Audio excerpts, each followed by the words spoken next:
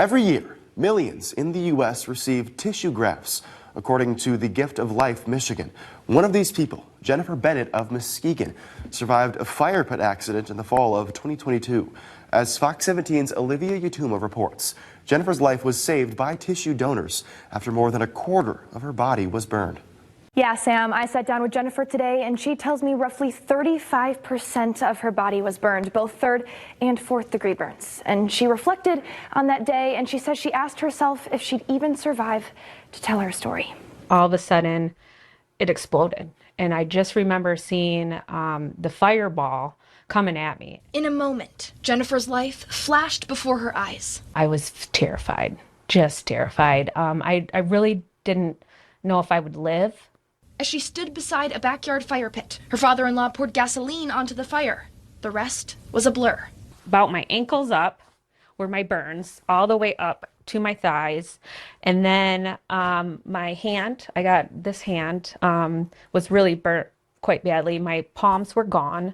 This arm was burnt up here, and I had flash burn to my face. Jennifer tells me a month before the accident, her alopecia prompted her to shave her head and start wearing wigs. The wig she ripped off her head that night saved her life. It saved me from having a lot of burns on my face, and it saved me from, honestly, it saved me from dying, ultimately. She had 3 surgeries at Corewell Health in Grand Rapids. The wounds are covered with this skin, and eventually the patient's own cells will create skin cells underneath it. And then when this dressing eventually sloughs off, there'll be new skin that has grown up underneath it. Now, she says she carries around quite a few people with her of all different ethnicities. The hair that would grow out of it wasn't my hair at first.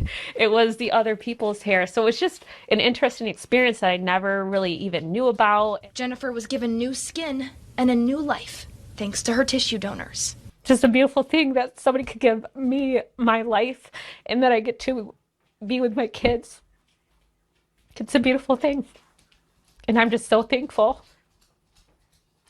Jennifer, in her words, is now living her best life at home with her husband and her 3 kids, and she says she's constantly reminded of the people she carries around with her because of their donation.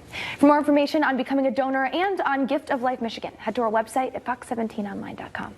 In studio, Olivia Yatuma, Fox 17 News.